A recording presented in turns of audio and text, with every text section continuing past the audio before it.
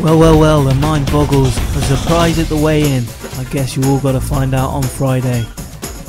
Moving straight on with the show, let's get a word with Ian McNeilly, BBN's editor, on the big O2 bill on Saturday.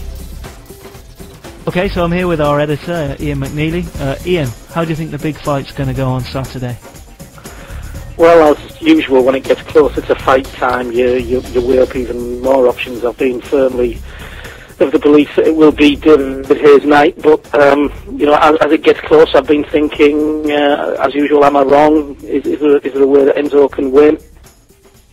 And I suppose the thing is that David has shown in the past he's not as elusive as perhaps he might be, and Enzo can crack. But I still think that that David Haye can certainly win, and probably inside the distance.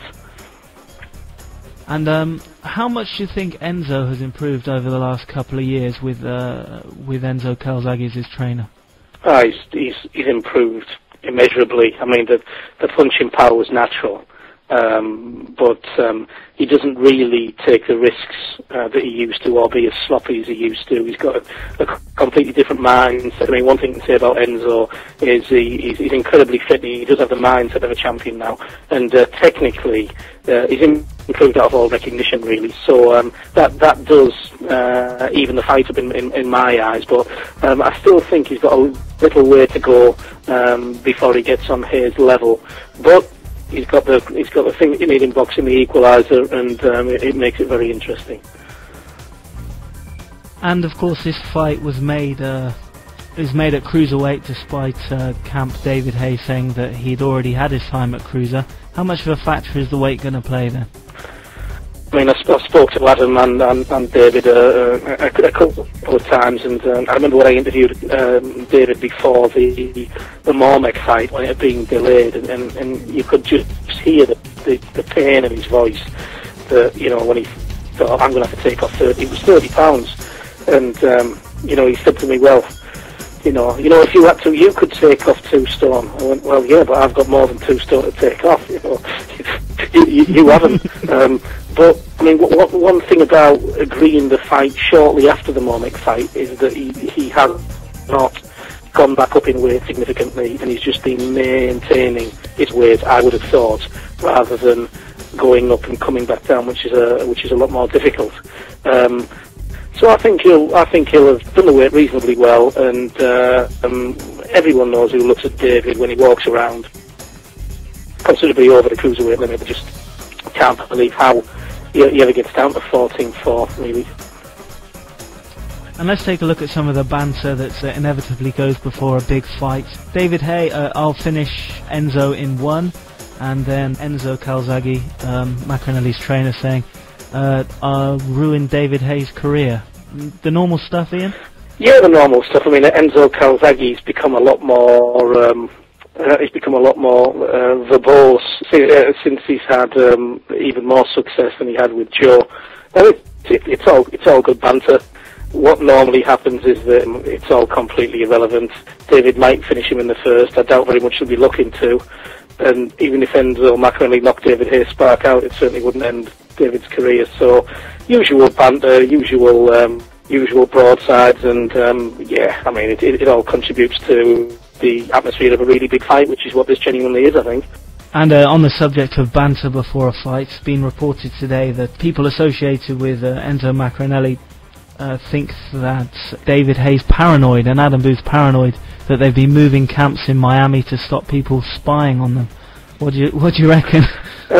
I mean, again, I have no idea. I mean, I don't think. I think David Haye could have open sparring and open gym. I don't think it'll make any difference on the night. I mean, Enzo's supposed to be this master tactician anyway, and he's very good on that. It's, the banter that comes out on Sports Network is just, ridiculous half the time. Even claiming that he caused this week's earthquake or last week's earthquake or whatever. It's utter rubbish. And, maybe they have got something to hide. It'll make it more interesting come fight time. I can't imagine what that would be.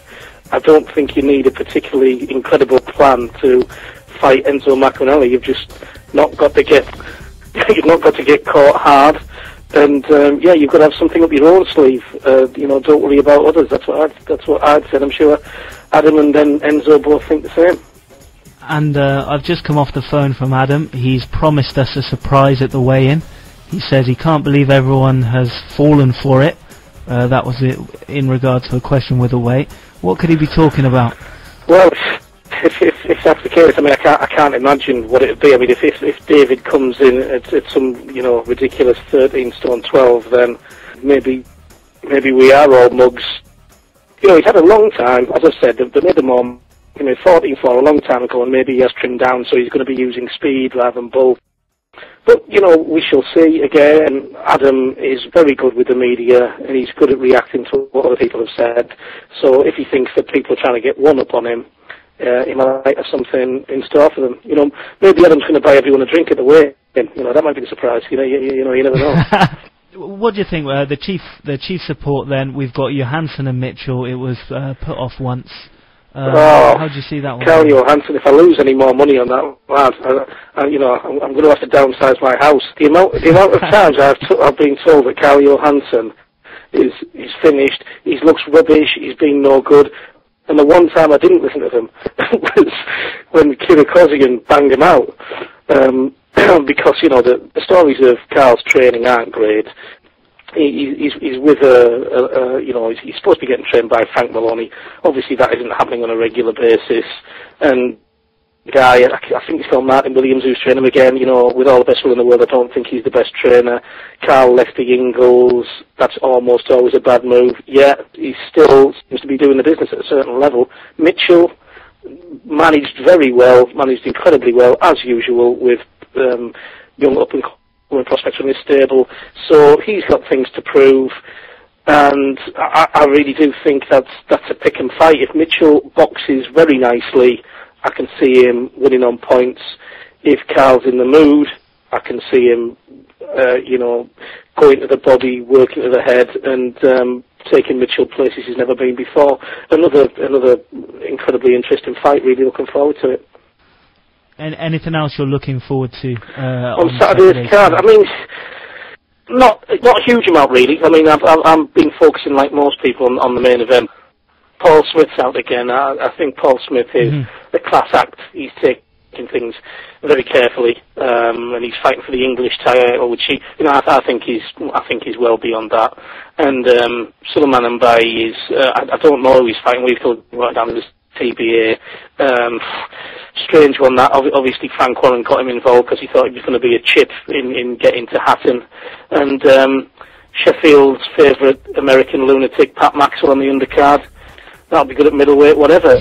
So, but yeah, I mean, lots of things happening. Good, I mean, you know, it's a fantastic time for boxing.